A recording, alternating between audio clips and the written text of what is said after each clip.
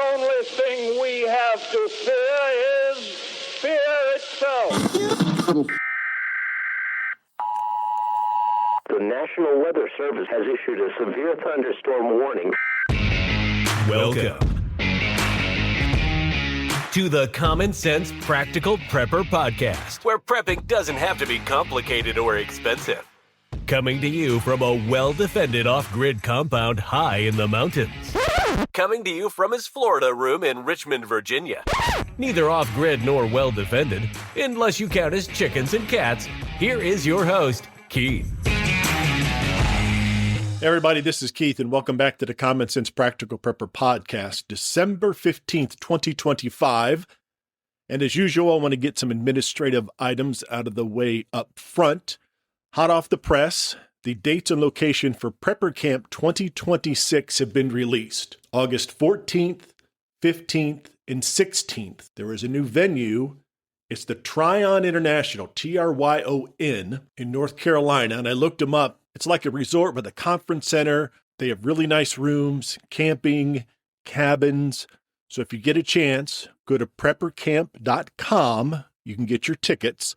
And there is a coupon code for 25% off your accommodations. So go to preppercamp.com as soon as you can. I would suggest you make your accommodation reservations as quickly as possible. It looks like a huge venue with plenty of stuff to do, restaurants, all sorts of stuff. So I'm really looking forward to Prepper Camp 2026. One little tidbit, over the last 30 days, download and listenership has increased about 275% to the podcast. Again, I really appreciate everybody stopping by and getting their information. You can get your information from 100 different sources, but I appreciate you taking the time getting your information from me. Okay, let's dive into the meat of the podcast.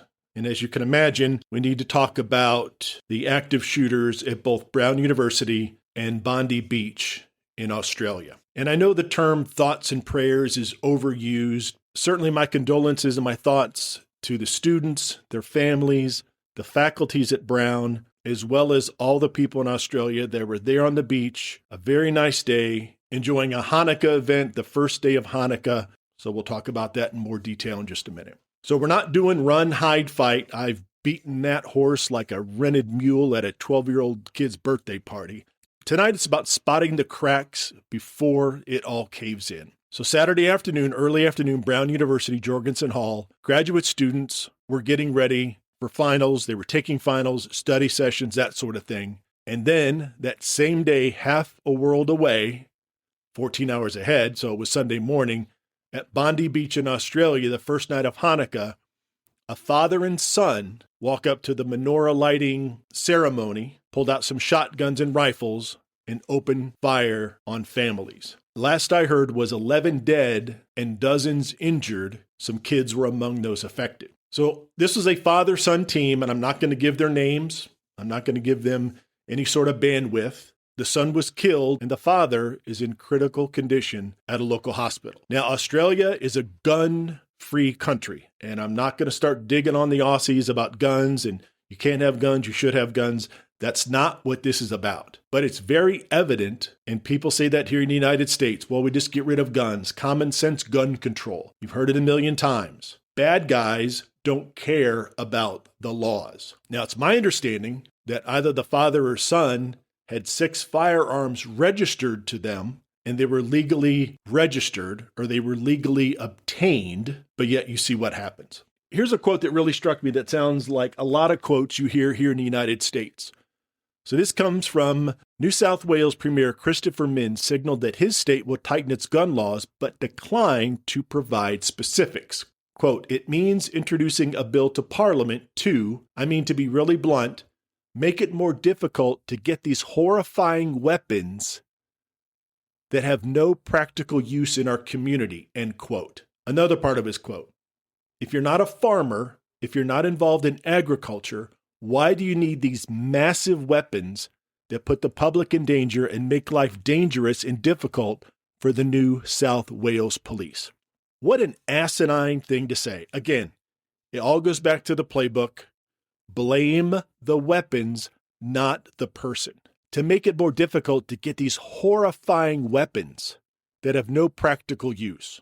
So if you're a farmer or you're involved in agriculture, I guess it's easier to get a firearm, to get a shotgun or whatever it happens to be down in Australia. But again, like politicians here in the States, we want to blame the weapons and not the person using it. Because it's very simple just to blame the gun. Because a firearm will sit on a table fully loaded and not discharge a round until it's interacted by a human, until somebody puts the finger on the trigger and pulls it. But somehow it's easy to blame the weapons and not the person. All right, I'll get off my soapbox on that.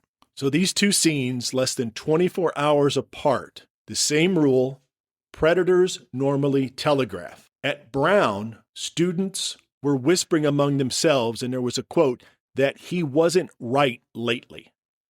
In Sydney, rabbis have been sounding the alarm for months about the rise of anti-Semitism. You don't need a decoder ring to figure this out. You just need to keep your eyes and ears open. I always tell family members, if you're somewhere and plans change, especially at a public event, if I don't hear from you, hey, on the way home, hey, we're going to lunch, we're going to dinner, I start to get a little worried. And then when you hear about things happening, especially in your hometown, you're wondering if your loved ones are involved. So I always ask my family members just to check in from time to time. So there was a text message that a student sent to his mother. There was an active shooter and he was going to run, and he said he loved her. And I'm sure there were other videos, other text messages, but this one basically went viral. So at both of these scenes, less than 30 minutes after they happened, social media feeds were jam-packed with all sorts of misinformation. At Brown University, somebody said it was a foreign shooter. Folks in Australia mentioned, oh, this was just a false flag. So let's walk through the incident at Brown University. The shooting happens at approximately 1:05 p.m. Shooter's gone. 9 hours later, the police have a person of interest at a Days Inn like 20 miles away. They were acting on a tip. They didn't elaborate on the tip. So they detain him, they interrogate him. It wasn't the guy. So Sunday evening, they quietly released him. Now, his name was leaked to the press, death threats coming in. Basically, his life is over. Now, I don't know if he had nothing to do with this or he had something to do with this. I don't know. They have a person of interest, the name gets leaked, and now this guy's life is over. Reminds me of Richard Jewell, the security guard at the 1996 Olympics in Atlanta, Georgia. He was the one that found the pipe bomb, saved dozens of lives. CNN crowned him the killer. But guess what? He was not the suspect. Months later, his name was cleared, but the damage had already been done. He died alone, and he died broke. The DC sniper. Now, I was directly involved in the DC sniper investigation. The following is my opinion. Chief Moose led the investigation and led all the press conferences. He fed the press crap, fake codes, all sorts of stuff that was misinformation, in my opinion, just to hype up his involvement and to plug a book that he obviously was going to write down the line. I have not read the book.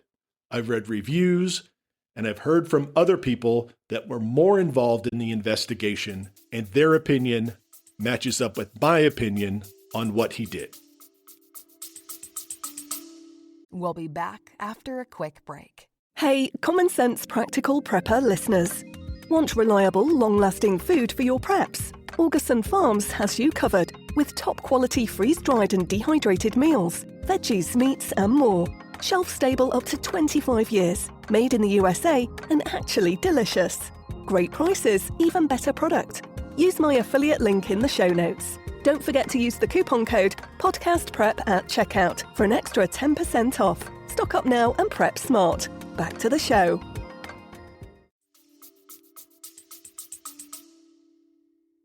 Brown University is wired head to toe with cameras. Law enforcement is saying they don't have any shots of the suspect's face. That is absolutely crazy, and there's no way that anybody believes that. I think Angelica Pickles from the Rugrats put it the best. This smells like yesterday's diapers, and that's exactly what it is. As I looked into this, as I did my research, the person of interest they had detained in interviewing, something just did not sit right with me. I don't have any inside information, but something just did not sit right. That's why I did not record this last night. I knew something else was going to happen. It just didn't sound right.